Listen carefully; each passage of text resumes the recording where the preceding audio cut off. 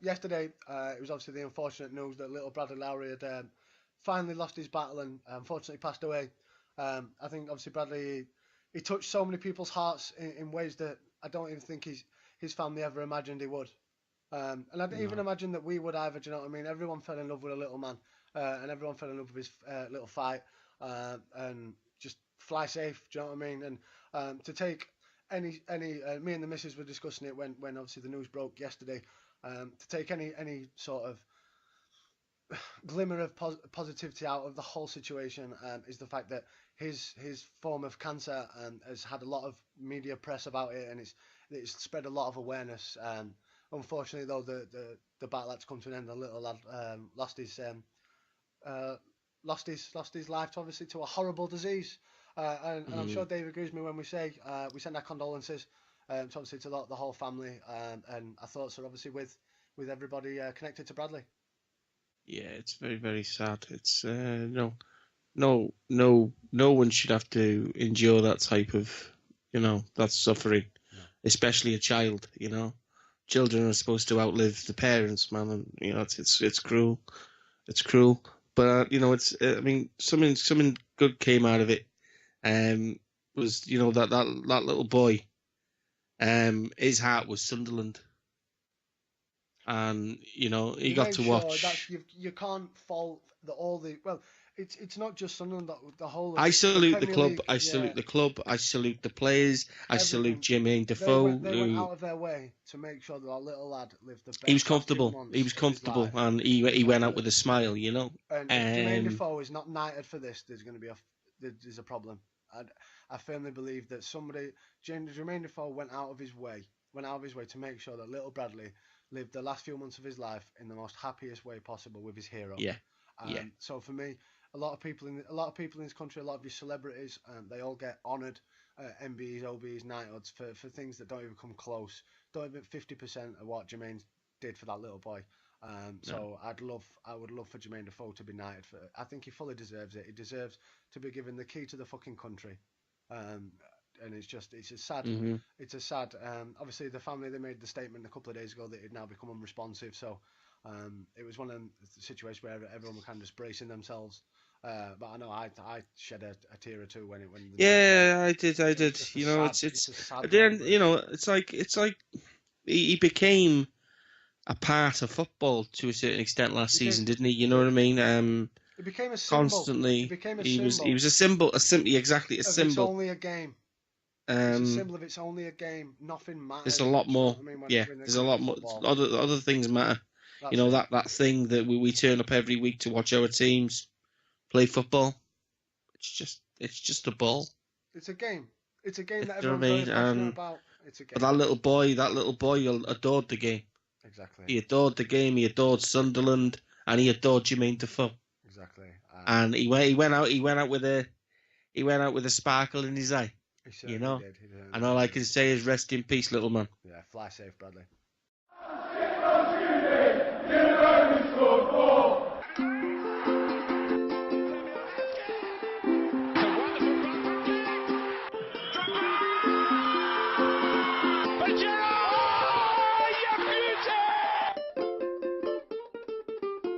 Ladies and gentlemen, welcome to episode 3 of Not Another Football Podcast, where we dictate and decipher the good, the bad, and the Denver bar of everything in the beautiful game. As always, I am Burnham the Blade, and I am joined by Butcher the Red. How are we doing, sir? Good afternoon. Good afternoon. Good afternoon. I miss football. I need the It's football soon. season to Well, start. we have our first game. We're recording this on Saturday the 8th. Our first game is today. Our first game of pre-season, we're playing Stocksbridge Park Steels, so hopefully we usually play them every year. It's obviously a local side. Stocksbridge is technically a part of Sheffield. It's on the outskirts, but it depends who you talk to. Yeah, our Um, first one's next week. yeah, Tranmere. hopefully, again for us, that's a very, very local team, isn't it? Yeah. Very local game. So hopefully we should get our first victory today and start off a good solid pre-season. Our hardest game is we've got Stoke at home in a couple of weeks. That's probably our hardest game in pre-season, which would be quite the test. Yeah. But yeah, hopefully today we start off with a bang and maybe put 4 or 5 past Stocksbridge. It'd be nice. So what we're going to do on this episode, it's going to be quite the niche episode. So unless you're a Sheffield United fan or a Liverpool fan, It's up to you whether you want to turn off now. It's your call. Basically, obviously, Butcher being a red, me being a blade, we're going to discuss our ultimate 11s. Obviously, in our first episode, we discussed our ultimate 11s of everybody ever. This is going to be quite niche. It's going to be our own team, something that we love. What every single person lives about for football is their own team. We're going to kick it off. We might as well spend more time on Liverpool. You've had more the better player, let's say, and I'm not ashamed to admit it. But yeah, so fire away with the ultimate Liverpool 11. I've gone and I've selected my manager, who would be manager of this team, and it would be none other than Rafael Benitez. Good shout. Rafael Benitez.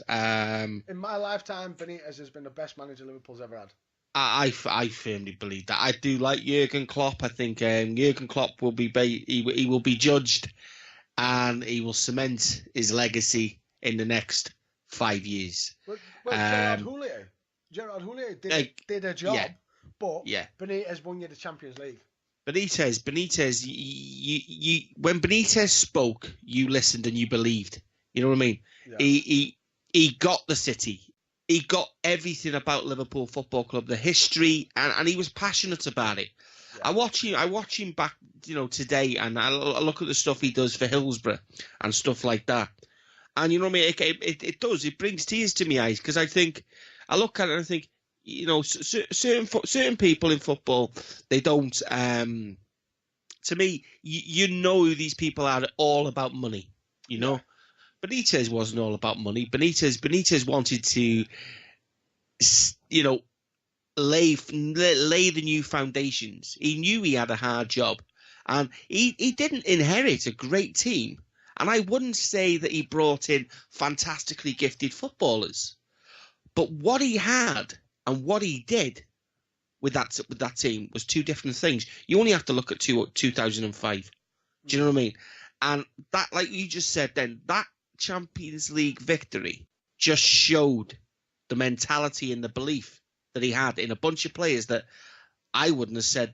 A lot of them, Jimmy Traore, for God's sake, Igor Bishkan. Yes. I wouldn't have said they were brilliant footballers, but he could get 150% out of every single one of them because he had the ability to manage. Definitely. And he was a believable man, and that's why he's there. But you see, and his firm fondness of the use of the words tactics. Yeah, he loves the word tactics. Oh yes. And okay, almost sounded like Tony Montana. Right, I got with Benitez. I've gone with a 3-5-2 formation. Okay. Because I would firmly believe that Liverpool had better centre backs than full backs. Okay. I've never agreed with Liverpool with fullbacks, because even today, I don't like fullbacks, because I just don't think we've got decent ones, and it's proven, isn't it? James Milner playing at left back, it just wouldn't happen. It would have happened 10, 15 years. He does do the job, but he ain't got the legs. And in today's game, when you're up against people like Eden Hazard, you've got to have the legs. Definitely. So I've gone with Pepe Reina in goal. Lovely choice. Pepe Reina in goal. I could have gone for Liverpool have had some good keepers. Not you know what I mean. Your Ray Clemenses, Bruce Grobbelaar, David James, Dudek, Yurtsi Dudek. Yeah. We've had some great keepers. But Pepe Reina for me is just 4-time Golden Glove winner. I know that doesn't stand for a lot, but in the best footballing league in the world, you know what I mean? Yeah, if you can keep that many clean sheets, you're a good keeper, Definitely. Yeah, Pepe Reina, 100%. Better, for me, absolutely superb buy from Villarreal. Good money spent, especially when you look at today's market. Cost us £7 million. And you look at the money being thrown around today for keepers. Oh, yeah, Jordan Pickford, £30 million. I think he'll do really well at Everton.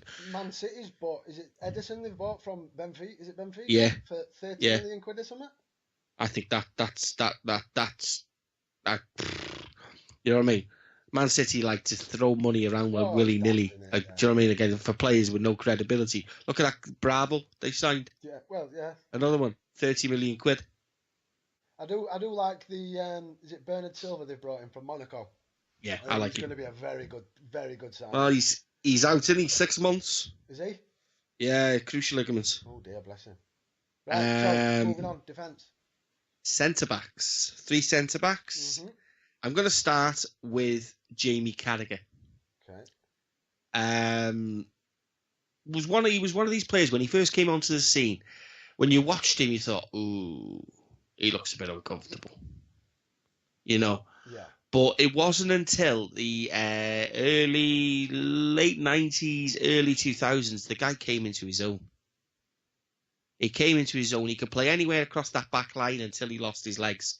You short right back, you put Jamie there. Left back, Jamie there. He could slot in at left back.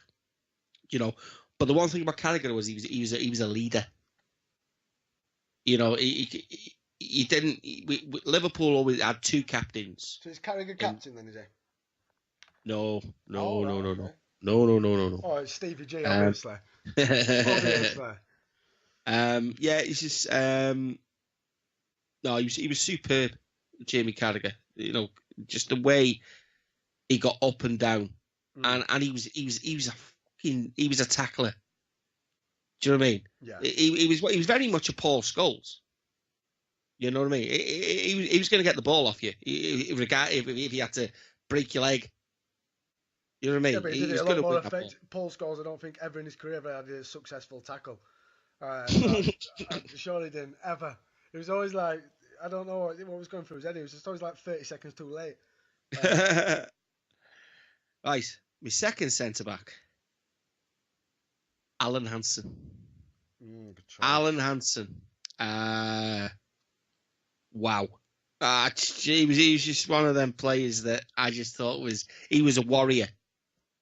You know what I mean? Wore his heart on his sleeve. He went out there to play football, and Alan Hansen was in one of them great Liverpool side of where you had your flair players with your Dalglishers, but you also had just your fucking hard-hitting, battling players. Yeah. Like your Mark Lawrensons, your Graham Souness's. Yeah. Your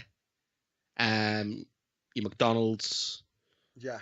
They were a hard team. They were a hard team to play against. Alan Hansen. He had to be in here. And when I thought defence, I thought, I want a hard defence. I want a strong defence. I want a defence where they're not going to concede shit. And my last centre back is the Finnish legend, Sami Hyypiä. Sami Hyypiä, quality, absolutely one of my. When we signed this guy from Vitesse Arnhem, you know exactly. You're like, we signed a Finn. Yeah. You know what I mean? So it's like any Icelandic player that comes to the Premier League, you're like, what? He's going to be shit. We could have gone and signed anyone, you know what I mean? And you've gone to Holland and you've signed a Finn. Now, he's not just any Finn. You know, he's 6 foot tall. He's going to be a donkey, and he's going to be a donkey. Yeah. And he come in and it's complete opposite. Absolute leader from the word go. His distribution of a ball was perfect. When he went up for a corner, you had that sense that something was going to happen with him. Do you know what I mean? Oh, definitely. But he was able to motivate every single player, you know, and that's why Sami Hyypiä is my captain. Oh, Sami Hyypiä is the captain. Yes, Sami Hyypiä. Oh. Sami Hyypiä. He's my. He would probably be in my top 3 greatest Liverpool players of all time. There you go. Do you know what I mean? I absolutely adored the man. Absolutely adored him. Moving forward, I've gone for a defensive midfielder. Now, this man for me was an absolute wall, and that's what he was nicknamed. He was nicknamed the Wall. He took very, very few steps across the pitch. Sometimes you were lucky if you got, I would say, 100 steps on a pedometer out of it. But Didier Man was a wall. Oh yeah, I did enjoy what. Not a lot went past him. But again, he was one of them players that he could spread the ball. Mm. He could just, do you know what I mean? He knew where you were before he'd even won that ball back to pass it to you. Yeah. You know what I mean? He was that quick of distributing the ball. He was just, he was one of them players that if you were a youngster coming into Liverpool Football Club, and he was German, you know, you didn't kind of, when you thought, the thing with Diddy was, I think you could almost kind of look at him and forget he was German. I don't know. That last goal at Wembley, I don't know if anyone can forget that. I look at it and I think when I think German footballers, I think people take their eyes off the ball to a degree. You know, I remember Newcastle signing him. Well, wasn't that when there was all the fuss where Bolton had signed him? Yeah. But then he changed his mind and signed for Newcastle. I went to Newcastle. Yeah, went to Newcastle. Fuck Bolton. He came, you know what I mean? He was one of them that flew under the radar because he came from Bayern Munich, didn't he? Yeah. Yeah, I think it's Michael Tarnat, I think, came over with him as well. And then you had that influx of German footballers come into the country, didn't we? Christian Ziege, Marcus Babbel. German football was, came with Chelsea, you know what I mean? Stefan Freund. Yeah. We had an influx of Germans coming into the country, and you know what I mean. And they were all. Do you know what I mean? Every single one I've just named are just absolutely technically gifted, great footballers. Diddy, man, he had to be. I mean, there was a few people I could have put there, but I wanted to go for a solid. You know what I mean? A wall. I don't see this team conceding many goals. Then I'm going to start with my right midfield, Dirk Kuyt. Oh. Dirk Kuyt. Never been a fan. He's a grafter. Have you not? No, I always thought my issue with Dirk Kuyt was he was signed as a striker. Was it PSV Eindhoven they brought him from? It was Feyenoord. Yes. No, Feyenoord. Yeah. But he was like any Dutch player that comes to the Premier League that's played in Holland. It's one or two. They go one or two ways. They either because they smash it in Holland, and look at is it Van Volswinkel? Yeah. When he come over and signed for Norwich. What? It was fucking amazing in Holland. Yeah. But Kurt, he was signed as a striker, and he just didn't score enough goals for me. And then, granted, he transitioned into anything, and that's probably where I could see Kurt being put in a team because he did do a job. But he was just a grafter. But for me, he played in attacking positions where he didn't attack enough. Yeah. Yeah. It's a weird I know what you mean. You could never know Dirk Kuyt's actual position. Like, is he a winger? Yeah, but does he attack enough? Does he score enough? But he'll put a shift in. Do you know what I mean? Oh, there won't be nobody that'll cover as much ground as Dirk Kuyt will in a game.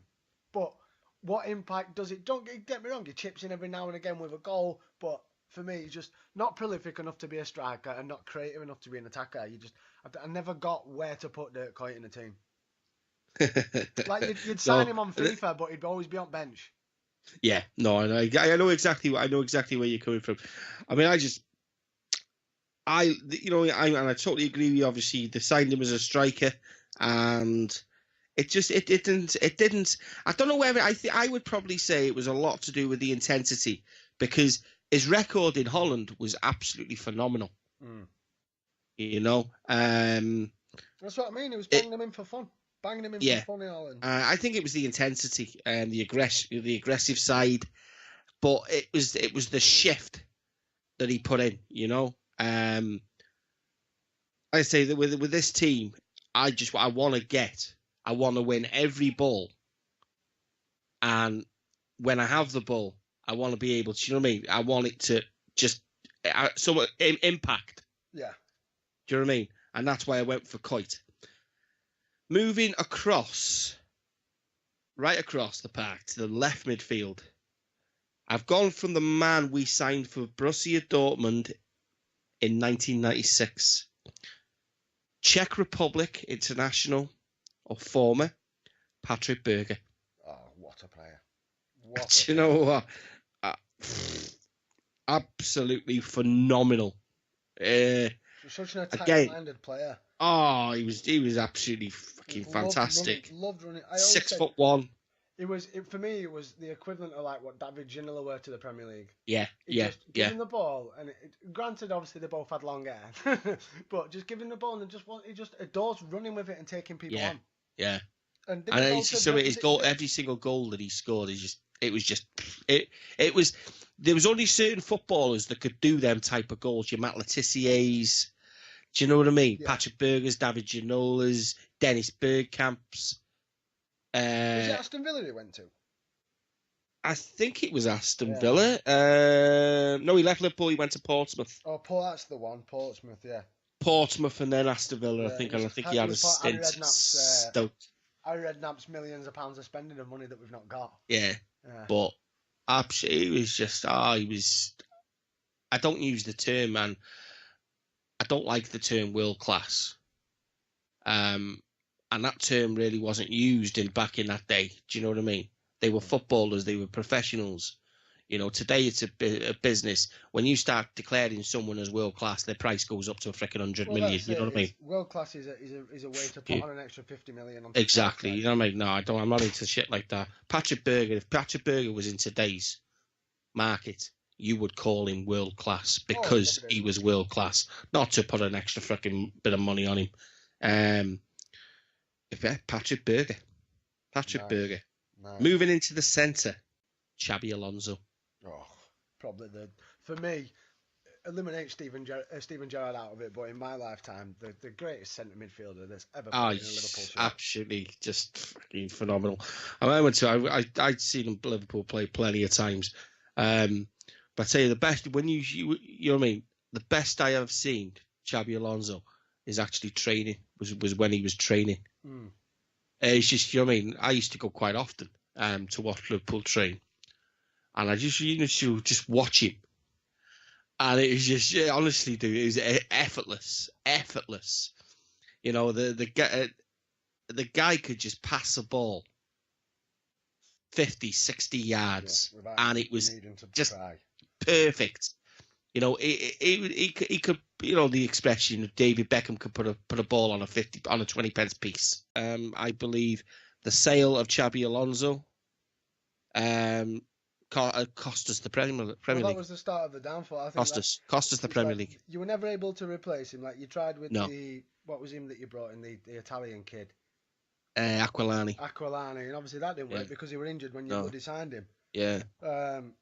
So that were doomed to fail from day one. Yeah. But yeah, for me, they just never replaced that partnership because Steven Gerrard flourished. Gerrard looked lost, didn't he? He was lost. Gerrard was lost. Gerrard knew that Gerrard could just flourish and go forward and kind of play freely because he knew that Alonso had his back, and he also knew that Alonso could pick him out at any point from wherever he were. Exactly. Yeah. That's exactly what it was. It was the start of the downfall. Yeah. When he left. I still would like to know. I mean, well, it was actually all blamed on Benitez, wasn't it? Xabi Alonso openly said, I think there was some sort of disagreements and stuff like that. Xabi had said that, and then Xabi had said he just wanted to go and he was sold. If you were selling him in today's market, there's your 100 million. Oh, fucking definitely. There's your 100 million. Absolutely, just astonishingly good footballer. Good head on his shoulders as well. Good head on his shoulders. He's now officially retired, hasn't he, Xabi Alonso? He has, he retired at the end of the season. I think he's playing for Spain, and I think there's some tournament going on. I think it's only like a 5-6-a-side thing. All right. Starts this month, I think. It's on Sky Sports. He's playing in that with Morientes, Raul. Yes, I've seen it. Yeah, I've seen advertisements. I can't wait to watch it, mate. I can't wait to watch it. Right, moving across. You already knew who it was, didn't you? Steven Gerrard. What more can we say that you've not said already? And we're only on episode 3. It makes me cry. It does. It upsets me, the fact that the guy committed his career to a club that couldn't give him what he deserved. Treat him like shit. You know what I mean? We sort of fucking. I'll never ever forgive Brendan Rodgers, and the owners. Do you know, but if you look for not giving him his contract and retiring. He needed to retire at his boyhood club. Of We didn't give him that. If you look at Gerrard though, right? Because obviously people always compare him with Lampard. Look how their careers ended. Lampard, he signed for Man City when he said he were going to leave Premier League.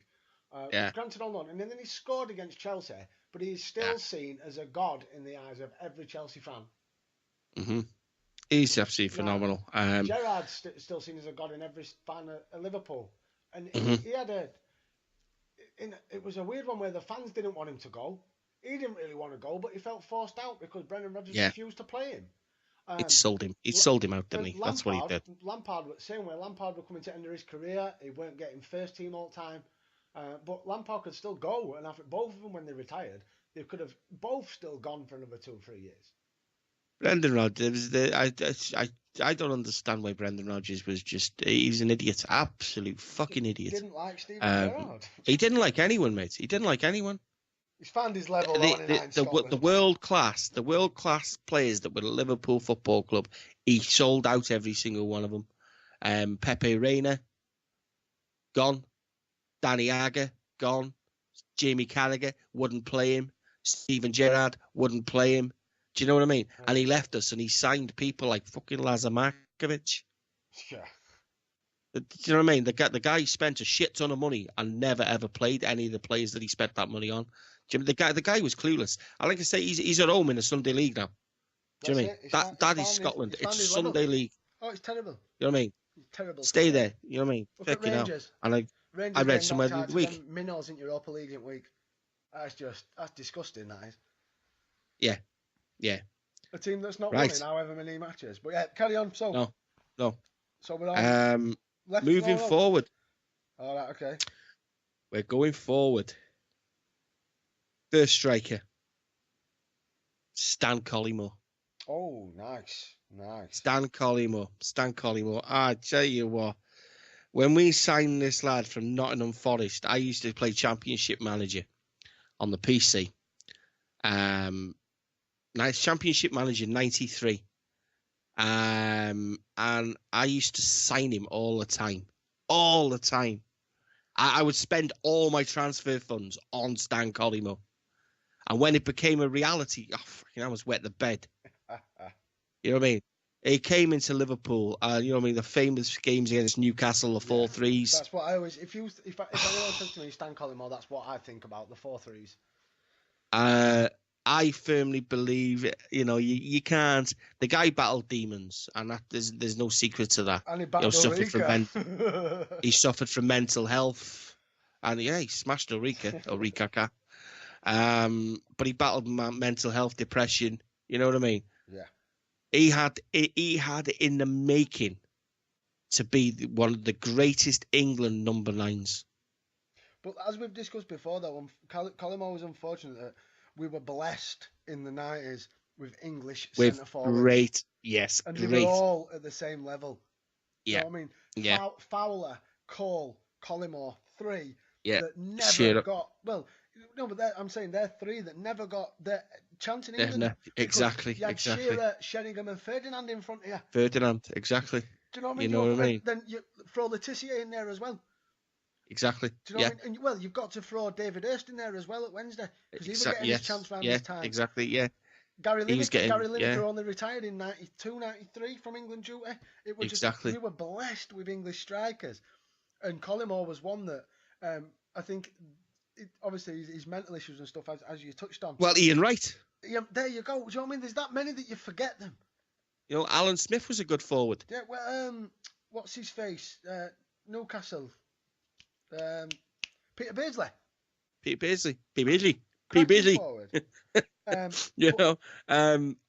was just one that technically gifted. But I think, as you said though, with his mental issues and stuff, yeah, maybe that had a detriment factor on the fact that he wasn't getting the England squad. No, do you know what I mean? He'd lost the love, hadn't he? He'd lost the love. He didn't have it. He didn't have the head. He wasn't headstrong anymore. Yeah. Partner in Stan Collymore, Fernando Torres. One of the best. I will not have a bad word said about the guy. I won't have a bad word said about him. Don't talk to me then. He's fucking shit. He's fucking terrible. Torres were brilliant until he got injured. and it's just Chelsea ruined nah, Torres. Torres were already ruined. Chelsea. No, I don't agree with that. He was already ruined. Don't agree with that. Well, he never come back from his injury. When he got his injury, the season before, he was banging him in for fun, and that's when they should have won the league. But then he got his injury, and he just never come back. It was that 5 second extra pace he had were gone, and he's just never had that pace. And Torres, for me, was never a skillful attacker. He was fast, and he'd just get past you with his speed. Absolutely loved him. Absolutely loved him. I'm with you. I'm in that group, but I firmly believe that he should have retired about 5 years ago. I think he's creating a shambles of himself. I know he's tried to... holding on too tight. He's tried to resurrect his career going back to Atletico, but he plays here, there and everywhere, doesn't he? There's no consistency. He's not a first teamer no more. No. Yeah, I just think that he never got back from his injury, and I think he should have never gone to Chelsea. No, I think that's what ruined him. I think the fee... I do think that's what ruined him. Because I always found with Torres, he didn't look like he was the strongest of characters. And I think the fee... But the thing is, though, right, the thing is, you could look at Chelsea. I've got a terrible track record of just not utilising talent. Oh, Shevchenko. Buying too many. But it's just ridiculous. At once and just not building a structured 11 and subs. You know what I mean, a solid 22 team or whatever. They want to have a. Well, look how many players are out on bloody loan. They want to have a squad of 70, 80 players. We want to have the best. They want to buy everything so no one else can buy it. That's how Chelsea used to be. Right, 5 subs. I'll quickly go through these. Goalkeeper, Yurti Dudek. Yeah, good choice. Centre back, Danny Agger. Good. Oh, I love Danny Agger. Agger gutted me, and I'm not like we've spoken. I'm not really fussed with Liverpool. They were gutted when they got rid of him. Mrs. rang me up at work and she told me and I was absolutely devastated. Quality. Midfield. This guy, I'm going to say it for gives me hard on. Honestly, Javier Mascherano. Oh, quality player. Honestly, absolutely freaking phenomenal. I really, really wish, to be honest with you, what Barcelona have done with him is absolutely perfection. Yeah. Made him into a centre back. And what Liverpool need now is a decent centre back. Javier Mascherano could have. Do you know what I mean? Yeah, totally agree. It's just, last 2. Robbie Fowler. Oh, I was surprised you've not gone with Robbie Fowler to start. I was going with Robbie Fowler, but I've always had a kind of more of a connection to the two. One obviously is more current. Last few years, liked him as Atletico Madrid. Spanish under-21 was the first time I laid eyes on Torres. Always wanted him at Liverpool. Collymore, I thought fucking fascinated by him. Yeah. But Robbie Fowler, absolute fucking goal machine. Absolute god. Absolute legend. Another player was absolutely fucking, sold out by fucking Liverpool Football Club, Gerard Houllier. Do you know what I mean? Wanted to put his own spin and treated Fowler like shit. Yeah. Well, you only have to look at the freaking Nicolas Anelka scenario, don't you? Oh. Well, what type of manager says Nicolas Anelka? Oh, he won't cut it at Liverpool. Yeah, Nicolas Anelka. You fucking plonker. Nicolas Anelka was world class. Yeah, they cut it anywhere. Last one. Now, this better be Michael Owen. No, freaking God, no. Where's fucking Michael Owen? Oh, dude, you're talking to the wrong man. Just because he played for Man United. I know it's nothing to do with Man United. I can't bear him. I've never liked him. Never liked him. Never liked him. Played against him for freaking Wrexham. With Wrexham against Harden. Never liked him. Oh, you're wrong. Never liked him. Wrong. I wish if I could go back in time, do a Back to the Future, right? I would go back to that day when I played against him for Harden, and I would snap his leg, and I would make sure he never played football ever again. Oh dear. I hated the guy with a passion. Ignorant little shitbag. Right. Believed this. Yes, he went on to be a professional footballer and score shitloads of goals, and people adore him. But his ignorance and his downfall. That can be said. Not his footballing ability, because I believe he's fucking phenomenal footballer. But I hate him with a passion because of who he is. There you go. I've watched him ignore kids and reject kids' autographs. And you don't do that as a footballer. You choose that freaking sport. If a 5-year-old child or 6-year-old, any child waits outside that freaking football ground for freaking 2 or 3 hours, you stop your car and you sign it. Oh no, of course. That's You know what I mean? rule 101, isn't it? Really? Yeah.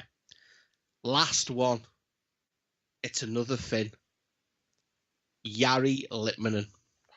Good player. He Just had a a shame for short me. time at Yeah, Liverpool. he come a bit too late. One of them that come a bit too Short late to the time, Premier man. I League. tell you, I just watch him. I wish I watched him come through that famous what we discussed. Last episode. We talked fondly about obviously, AC Milan and Ajax's and you know what I mean, the academies that they produced. Yeah.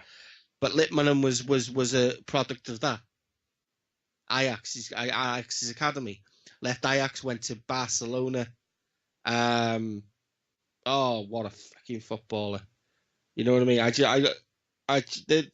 you look at the players, dude. Do you know what I mean? That I've left out. Oh, I've not put any current day players in there for a reason, because to me, this is my.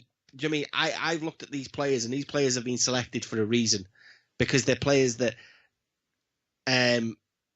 I had a fondness That's for. it. It's your And some team. of them were It's not some of an them were all-time. fantasy football signings. You know what I mean? That's When it. you're a kid, I want them to sign Litmanen, and then it happens. You're like, oh my god. But that's what we said though. It's not an all-time. Like if you want to go an all-time Liverpool 11, you throw your Dalglishers in there, don't you? And your fucking and your Ian Keegans Rushes. and that, and your Rushers. Jan Malby's. Yeah, but Malby was a fantastic footballer. Malby was actually on there, but I crossed Malby out to put Alonso in. When we get onto my team, there'll be a lot of you, a pure Sheffield United fan, if they were to listen to this, that's probably 20 years older than me, they'd be like, "Why? There's no Tony Curry in there. There's no Alan Woodward in there." Because I never saw them play. Yeah. I know that they were the two best players that's probably ever played for my club, but I never saw them play. Yeah. So Jari Litmanen for me. There we go. Absolutely technically gifted. Just such a sexy footballer. And I like sexy football. There you go. What a perfect time to finish Butter's Ultimate Liverpool 11 plus subs and a manager. So let's move on to just talk a bit of Sheffield United then. Right, so manager, I was hat on fence here because I was either going to go Dave Bassett or Neil Warnock. Probably in my lifetime, two players that have brought the most success to my clubs. But for me, Neil Warnock, Neil Warnock took over at a time where we were in a shitey fucking state of affairs. We had a crap team. We had a crap manager in Adrian Heath. We were looking. It was Christmas, early December. I think we were fourth bottom. It wasn't looking great. Neil Warnock come in and he just brought his fresh approach. He brought in players like Paul Devlin, especially being a Blade as well. His passion there was second to none. Absolutely second to none. Very good manager, wasn't he? Oh yes, he was very good. When Neil Warnock, I like the fact that he didn't care what he said. Oh, that's it. I love that about him. I love that about him. Neil Warnock came out of the Brian Clough school of managing. Yeah. This is how I'm doing it. I couldn't care less how you want to do it or how you want to exactly. do it. Who was he fell out with in the Premier League? Everybody. I can't think. I can't remember who he was manager of either. I'm trying to think now. He was manager of us just after he left you. Oh, there was controversy around it. He went to QPR. How he left you? No, he did. How he left us? That was fucking bullshit. He basically come out in the press and went. It's when we were in the Premier League, and he came out in the press and said, "If we get relegated, I'm leaving. If we stay up, I'm staying." And literally every United fan went, "No, you can fuck off now."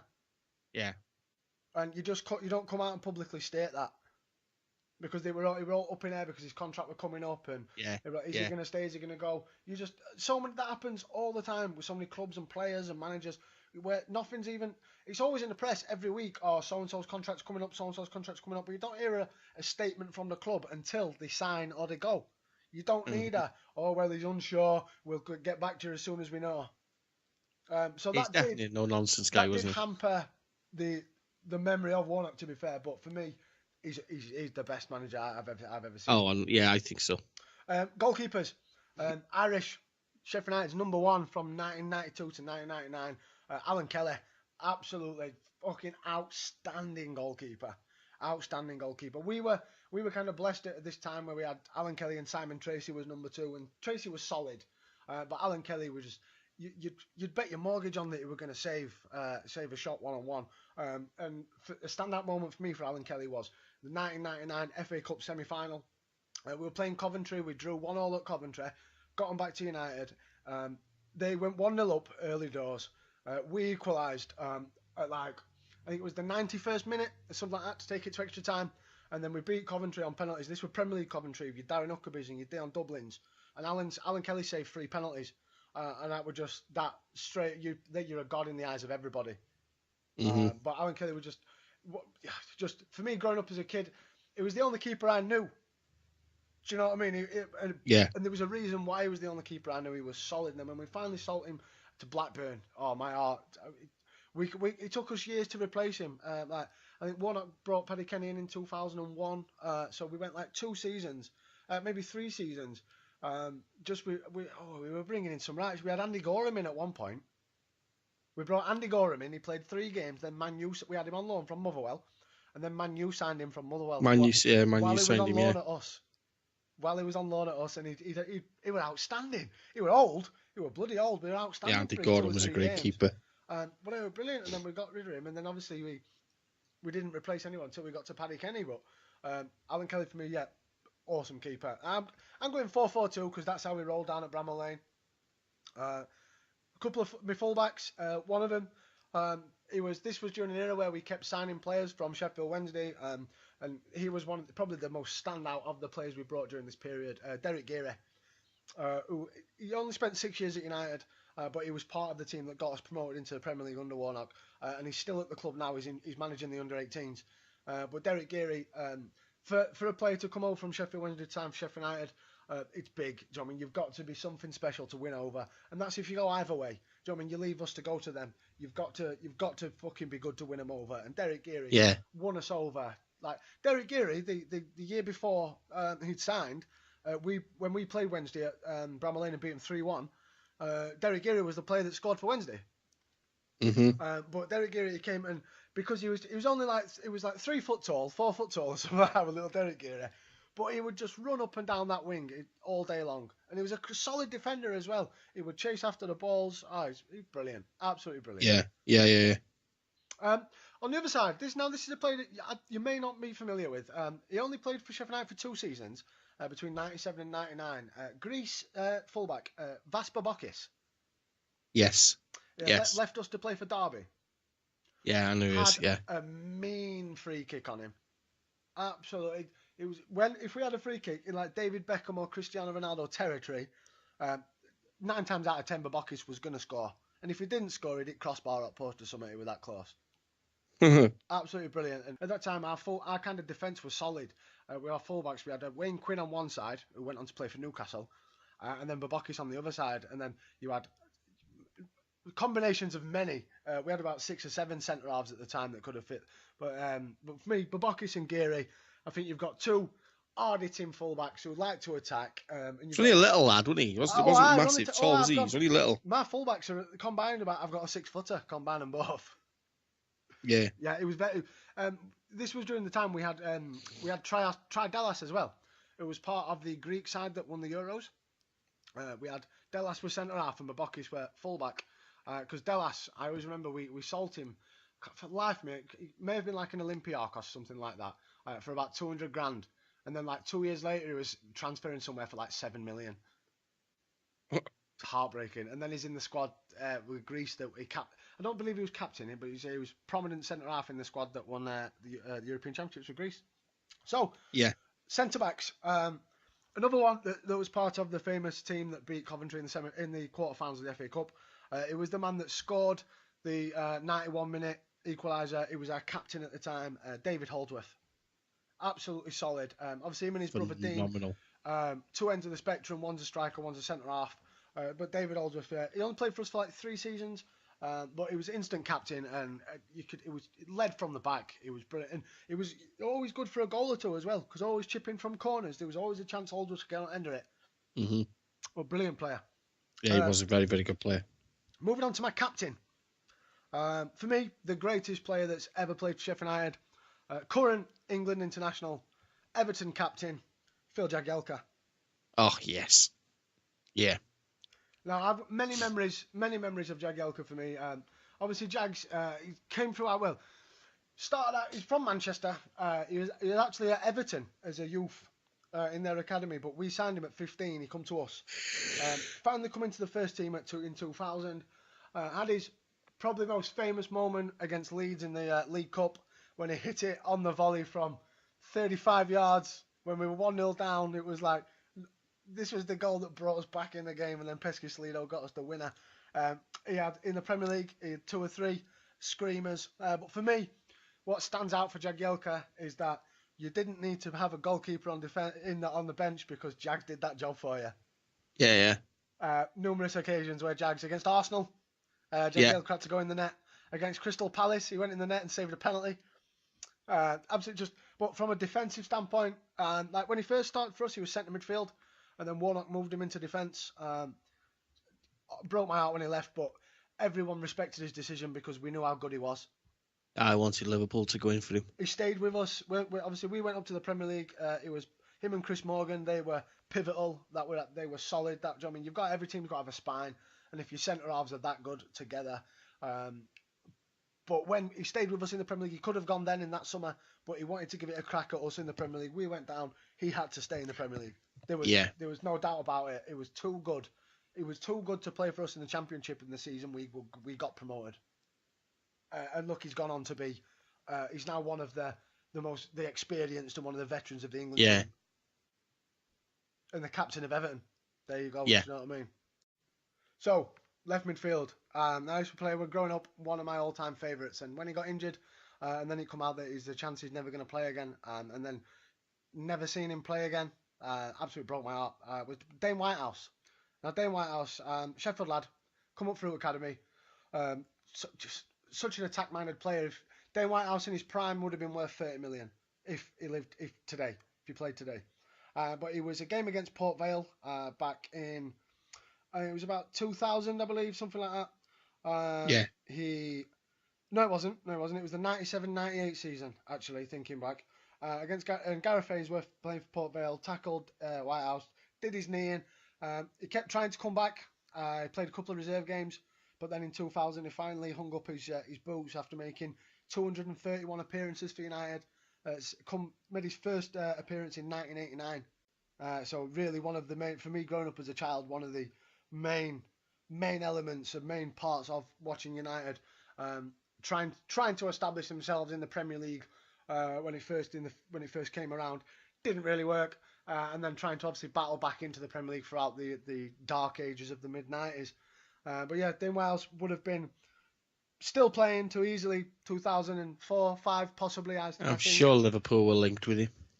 There's a very good chance. I'm sure we looked at trying to get him at one point.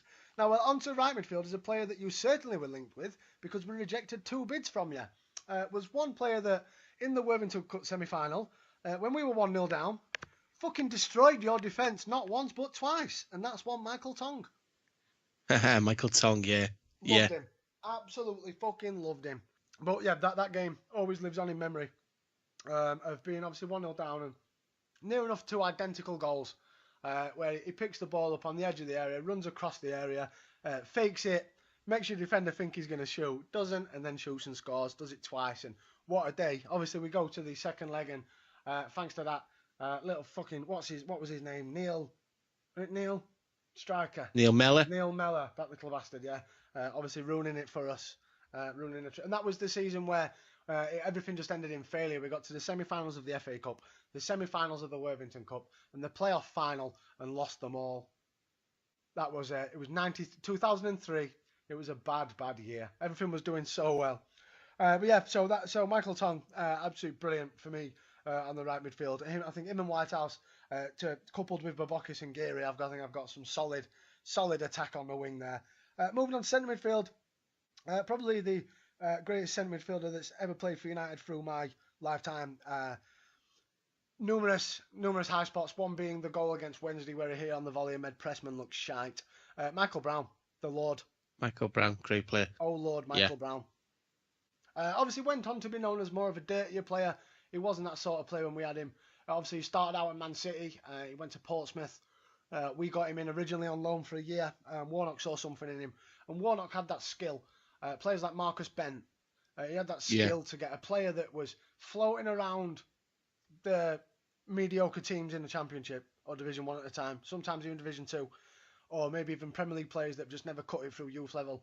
And Neil Warnock had that ability to get, very similar you said with Benitez, he had that ability to get that extra 20% out of them and turn them into stars. Do you know what I mean? He got Michael Brown from being a nobody and he turned him into, like I said, he was only at United for, is it maybe 2004? I think he got sold to Tottenham. So maybe 4 or 5 seasons. But then he went to go and play for Tottenham in the Premier League. And that didn't quite work out. And he went to go and play for Fulham. And he's gone a bit of a journeyman. And he's now obviously managing Port Vale. But that period of time, like his last year when he was at United, because he knew his contract was coming up and he knew he was going, he didn't put as much effort in. And it was kind of a relief to see him go to Tottenham because he was too good not to play. But when he was playing, he was not putting 100% in. But yeah, for me, Michael Brown, the Lord. Oh, Lord, Michael Brown. Partnering Michael Brown was his centre midfield partner during the 2003 period that ended in failure on every front. Absolute legend of the game before he even signed for us. Only played for us for 3 seasons, 71 appearances. Scottish legend Stuart McCall. Stuart McCall was an absolute fucking animal. He was a tank for Sheffield I United. loved Stuart McCall. Stuart McCall was our Chelsea fans go for about their Kantés and their Makaleles. Yeah, Stuart McCall was our fucking Makalele. He allowed Michael Brown to roam. He allowed Michael Brown to do what he wanted, get up there and attack. I've got this. Don't worry. I'm 35. I've got this. Awesome player. So going up front, the greatest Sheffield United striker that's ever lived in one, Brian Deane. I know you're going to say this. Yeah, I knew you were going to say Brian Deane. Of course. Absolutely phenomenal player. Brilliant player. First ever Premier League goal scorer. Played for us 3 times.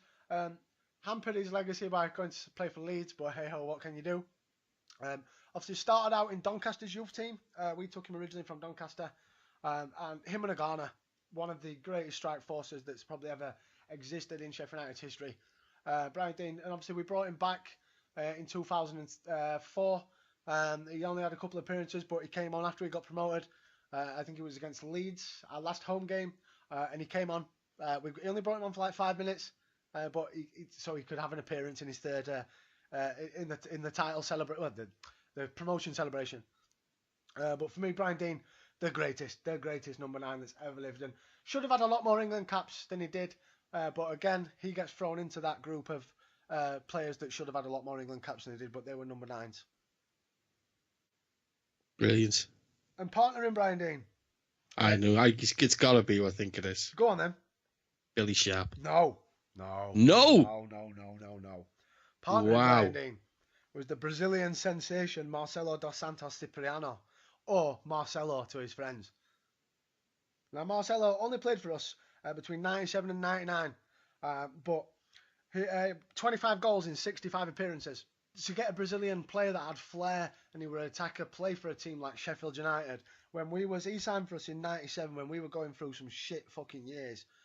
We were getting playoff semi-finals, and that's the best we could do after the playoff final of 95 that we lost to Palace. But they brought Marcelo in, and he was just banging him in for fun. And this was during a period of time where we had a good, solid group of players, strikers of like Marcelo. We had Peter Cachorro, Gareth Taylor, and then we brought obviously Brian Deane back, and then Jan Fjortoff. So we had a period of time where we had some good, solid set of strikers. But for me, Marcelo just stood out. And I always keep going back to my favourite game that I've ever seen. Was the couple of games was the Coventry, the FA Cup semi-final. I said it was 1-1 in the first match. Yeah. Marcelo was the one that scored the equaliser, and you may have seen it. It's quite a famous moment. He scores the equaliser, runs towards the crowd, and takes his shirt off and throws it into the crowd. But underneath his shirt is another shirt, so he can just run back on the pitch and carry on playing. Absolutely fucking genius, boys. It was just we were minnow little Sheffield United at that time, and this were good big Premier League Coventry, and it was back when when the FA Cup used to really mean something. Yeah. Do you know what I mean? And like even now, the FA Cup doesn't. It's not got a magic for me. I don't know, just because I've maybe got older, but this was like 99, so I'm 14, 15. So yeah, I don't know if it's just a magic or not, but yeah, for me, Marcelo, absolutely fucking outstanding. Quickly run through the subs. Paddy Kenny, as I discussed, for me, probably the second best keeper I've ever seen play for United. Tony Agana, obviously, Brian Deane's partner for many years. Them two they that chemistry where they just knew where each other were on the pitch at all times, just to bang goals in for fun. Peter Unlove. Now Peter Unlove, ex-Coventry. Ex-Coventry, ex-Birmingham. We got him from Birmingham. Again, another one through this 2002, 3, 4 period where we were getting these older players. I remember when Warnock signed Keith Gillespie when we got promoted to the Premier League. He was like, "You're perfect for United because you're old." Do you know what I mean? You're old, but you've still got something to prove that I can still go. And Peter Unlove for me was absolutely magical. Absolutely magical. And obviously, He's a workhorse, wasn't he? Peter Unlove, did you ever read the story about what happened to his family? Someone kidnapped, wasn't it? Yeah. Kidnapped and murdered? Was it like his sister, his mother, and his brother or something ridiculous? Yeah. Absolutely mental. Peter Unlove, brilliant. Absolutely fucking phenomenal. So skillful. And it was a time where we wasn't really blessed with skillful attack-minded players, but he was one of the best. Also on my bench, Captain Morgan. I was tossing and turning, arguing whether it was either him or Holdsworth because they were both Captain Fantastics. But for me, Holdsworth, I don't know. Again, this could go back to because I was a lot younger when Holdsworth was around than I were with Morgan. I love Chris Morgan. Absolutely. Chris Morgan was one of them players that... He's a fucking tank. When he went in for a tackle, if he got the ball, he was happy. If he also got the man, it was ecstatic. He was exactly, yeah. He loved getting involved. That's the type of footballer I like. Yeah, loved hurting people. And finishing off my bench, Billy Sharp. Billy Sharp. What another machine. You've got to go there. He had 2 stints at Sheffield United, didn't he? 3. This is his 3rd. Is he 3? Yeah, he come up through our academy. I remember him there in 2006, and then he left. He used to go to Southampton, didn't he? Yes. We sent him on loan to Scunthorpe, and he had his phenomenal season of like 33 goals in 35 appearances or something. Yeah. So Scunthorpe then bought him, and then he had another phenomenal season. So we bought him back. And in the original deal, we sold him for like 250k or something like that, but a 25% sell-on clause. So we paid ourselves when we bought him back. Brian Clough. Brian Clough? What on earth were I saying there? Brian Robson, when he took over, when we got relegated from the Premier League, Brian Robson took over and he was given silly amounts of money, and he brought in James Beattie and Billy Sharp, and that was going to be the strikers who were going to spearhead us back into the Premier League. It didn't work, and obviously Billy Sharp went to be a journeyman, and then obviously we brought him back from Leeds, and he's finally justified his wage, and I've always said that. This season, he's finally justified all the time and the effort and the money that we've spent on him over the years, because he's finally done his job and actually got us out of the league. And he's been phenomenal this season. My only concern is that I don't know if League One is now his level, and could Championship be a bit too much, but only time will tell. Yeah. But that is my Sheffield United team, and there's no point putting them together in a match because obviously we'd win, and it's just no point, is there? We'd embarrass you. Michael Tongue would score twice again. No point. There's just no point, is there? Well, Steve Gerrard's there, so Steve Gerrard would dive over Morgan to win a penalty because the referee... It slipped before he dived on him. Bollocks! Right, he gave the fact that referee come out and said he gave it for intent. Well, Morgan, if you want to give that for intent, Morgan should have given away 100 free kicks a game. Morgan lives his life with intent on hurting people on a football pitch. Yeah. I hated Liverpool on that occasion. So obviously we were the first game. So for like 20 minutes we were top at league because we were winning 1-0. It was fucking brilliant. But I think that was a nice look at an insight into your mind, and I think an insight into mine where we stand when it comes to our teams. So I think we'll wrap up episode 3 there. Butcher, if you want to tell everybody where they can find us on social media. You can find us at NAF Podcast. But for episode 3, that's another one in the bag. Up next week, we may do a little preview, I think, for this upcoming season as we're getting very, very close. As we said at the start, we're having a pre-season game today. Yours is first one's next week. I think a little preview for the season's in order. Yes, I would like to say, those of you that listen, please comment. Your input is our benefit. It benefits us. It helps us make this show for you. Definitely. If you want to see me and Dave do something, talk about? Your suggestions are always there, man. Any topic, any subject, anything that you want us to discuss.